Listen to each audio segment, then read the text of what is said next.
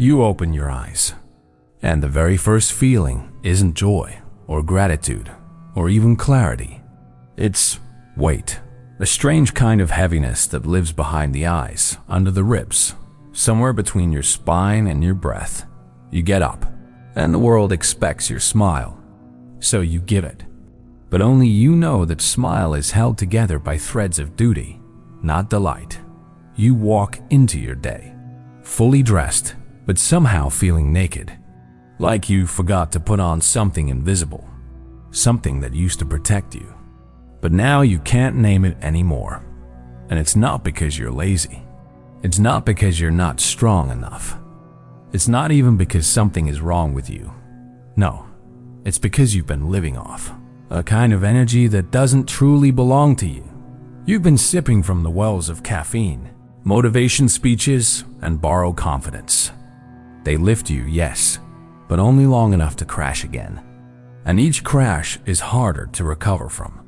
Somewhere along the way, you stopped asking if this was sustainable and started believing that maybe this is just what life feels like. Constant motion, but no momentum. Constant effort, but no spark. And I ask you this softly, what if I told you that the positive energy you've been trying so hard to create isn't the real thing? What if what we've been calling energy is actually just stimulation? What if true energy, the kind that grounds you, lifts you, and lasts, doesn't need to be built or forced, but remembered? What if you've never really lost your energy? You've just been standing in your own way of receiving it? 1. Let go of borrowed energy. You think you're tired because you worked too hard, moved too much, or thought too long. But what if the exhaustion isn't from what you do, but from what you carry? And what if most of that weight isn't even yours? Every time you hold your tongue just to keep the peace, you hold someone else's storm in your chest. Every time you smile when your soul is aching, you put on a mask that drains your spirit drop by drop. You nod. You say, I'm fine, even when something inside you is screaming. And each of those moments steals a little more of your light. You're not weak. You've just become a vessel for other people's expectations, their moods, their judgments. You absorb their worries because you're kind, their pain because you're sensitive, their chaos because you're strong. But strength isn't about holding it all. It's about knowing when something isn't yours to carry. Picture a woman. She wakes up early, fixes her hair, smiles at work, always polite, always helpful. But inside, she's unraveling. And no one sees it. Because she doesn't want to burden anyone. At night, she cries in the shower so no one hears. In the mirror, she doesn't even recognize herself anymore. And still, the next day, she smiles. Because that's what's expected. That's what's normal. But at what cost? So I ask you gently, what are you carrying today that was never yours to begin with? 2. Begin with stillness, not motivation. We live in a world that worships motion. Always chasing, always reaching, always adding one more thing to the list. But what if the medicine your soul truly longs for isn't a new goal, but a gentle pause? You see, stillness is not the absence of life. It's where life begins again. Like a muddy river that only becomes clear when left untouched, your mind too needs stillness, not stimulation. To remember its own depth, we've been trained to think motivation is the key. The push, the hustle, the grind. But true energy, real, lasting energy, rises not from effort, but from alignment. And alignment only happens in silence. Think about this. When was the last time you sat? Not to fix yourself, not to plan, not to achieve, but simply to be, to listen. Not to the noise outside, but the whisper within. There is a wisdom that only comes in the quiet, a knowing that doesn't shout. It waits for you. In the spaces between breaths, in the pause before the next thought, in the soft exhale where nothing is demanded of you. If you're feeling lost, exhausted, or unclear, don't rush to fix it. Don't chase another plan. Instead, sit, just for a moment. 30 seconds of stillness can realign what 30 hours of effort can't dot. So before we go on, I invite you. Close your eyes. Rest your body. Breathe without needing to change anything. Let silence fill you. Not as emptiness, but as a friend who remembers the real you. You are not here to constantly perform. You are not a machine. You are a soul. And your soul doesn't respond to pressure. It blooms in presence. Let this moment be sacred. Not because you achieved something, but because you remembered who you were before the noise began. 3. Move your body to set your frequency. There's a kind of wisdom that lives not in your mind, but in your muscles, in your bones, in the rhythms of your breath. Your body remembers what your mind has tried to forget. Trauma doesn't always leave through tears. Sometimes it leaves through movement. Through a trembling hand, a deep stretch, a spontaneous dance in the living room when no one is watching. We spend so much time trying to think our way out of pain. But the body speaks in a different language, and it asks for movement, not logic. One woman once told me she cried for the first time in years, not because someone hurt her, but because she allowed herself to move, slowly, freely, without shame. It wasn't choreography, it wasn't performance. It was a sacred remembering. Her hips began to sway, her arms reached out like vines searching for the sun. And in that, she found release. Your body is not just a vehicle, it's an altar. And sometimes, the only prayer it needs is to move. So stretch, walk slowly, dance like your soul is watching. Let each movement be an offering, a way of saying to your pain, you don't have to stay. You don't need to be a dancer. You just need to be honest. Because the truth is, when you move your body, you move your frequency. You lift the heaviness. You clear the static. You become music again. So, let me ask you, what is your body asking you to release? 4. Speak the unspoken. Sometimes the heaviest weight we carry isn't what we've done, but what we've never said. We walk through life wearing invisible armor, built not from metal, but from the silence we've learned to survive with. Maybe it started when you were a child, and someone told you that your truth was too loud, too messy, too much. So you buried it. That feeling, that truth, that scream, under layers of I'm fine, and it's nothing. But the truth we bury doesn't disappear. It becomes the walls around us, the bars, the silence that echoes louder than words. There is a quote, "The truth you don't say becomes the cage you live in." And that cage can feel safe until the soul begins to suffocate. Speaking your truth doesn't mean shouting from rooftops. It can be a whisper spoken in the dark, a sentence in a journal, a tear that finally falls when no one is watching. This is not about blaming or dramatizing. It's not about proving anything to anyone. It's about liberation. The soul longs to be heard, not by the world, but by you. I remember someone, a soft-spoken woman in her late 50s, who had spent decades silencing herself to keep the peace.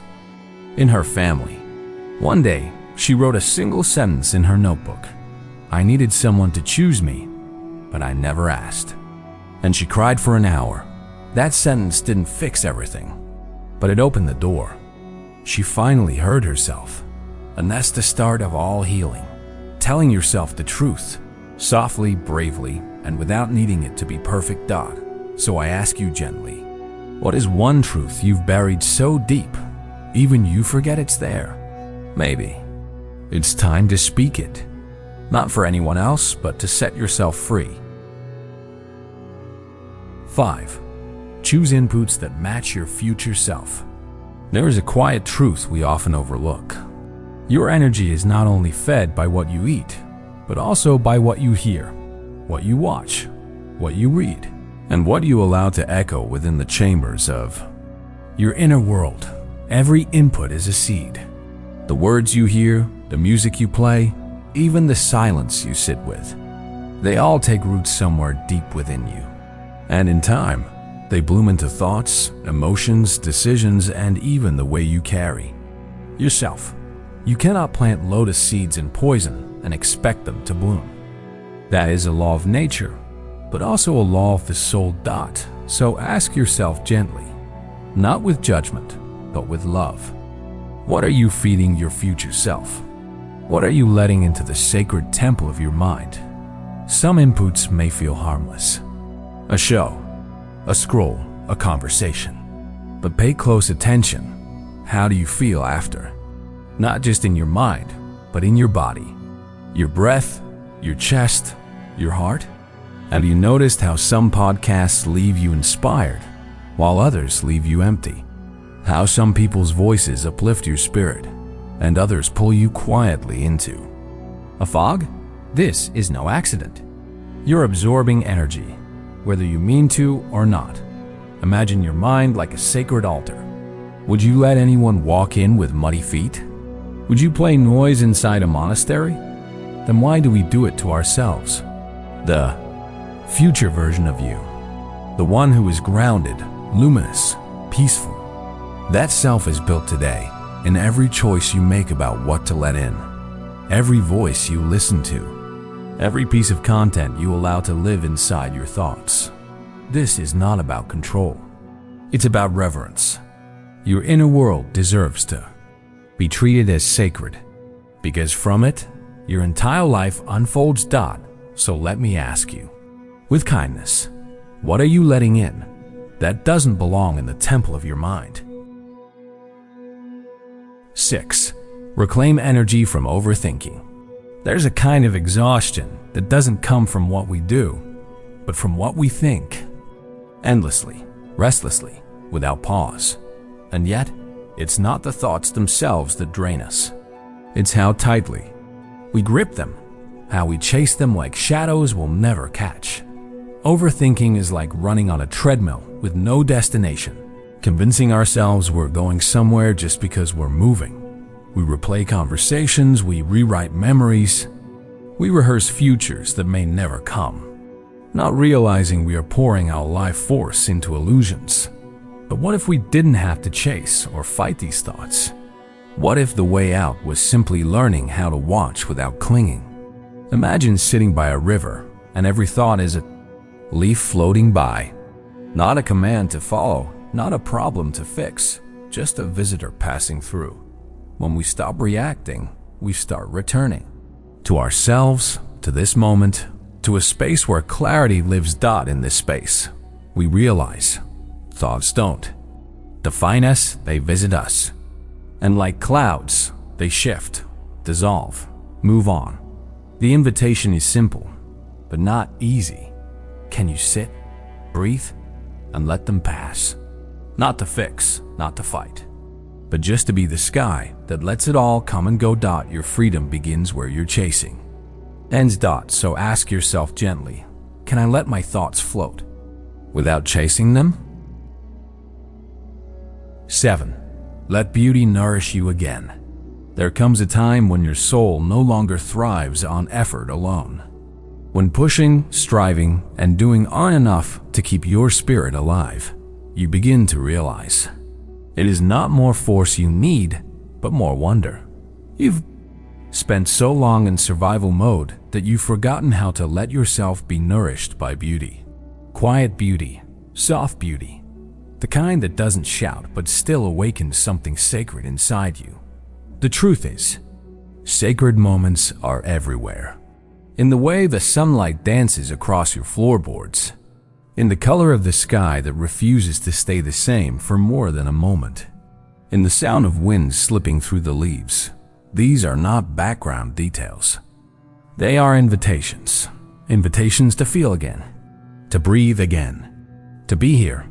But you must pause. You must let all in. Let yourself be taken. Let the colors stun you. Let the silence sing to you. Let the ordinary become holy again. Maybe your soul is not tired because you've been doing too much, but because you've been feeling too little. And perhaps wonder is your missing medicine. You don't need to understand everything, but can you let yourself be moved? Can you let beauty find you, even in this strange, uncertain chapter? You see, beauty doesn't ask you to fix it. It just asks you to witness. What quiet beauty have you ignored today? The energy you seek, that deep, steady rhythm of peace and truth. It's not something you'll find out there in the chaos, not in the noise, not in the striving, not in the world's endless expectations. It lives beneath all that. Beneath the noise, beneath the fear, beneath the ache to prove or perform or earn your worth. There, in the quiet underneath it all, that energy is already yours. It's the part of you that remembers, the part that was never lost, the stillness inside the storm, the ember that never went out. So today, just for a while, unplug from the noise. Let the static fall away. Let your soul breathe without the need to explain or justify or fix. Move with love, not as a performance, but as a quiet prayer with your feet. Every step an offering, every gesture a message to the sacred. Speak your truth, gently. Not to convince, not to win, but simply to be honest with your own soul, to make a home for what's real inside you. Choose wisely what enters your sacred space. Your attention is holy, your time is sacred, and what you allow in shapes what grows within. And just watch.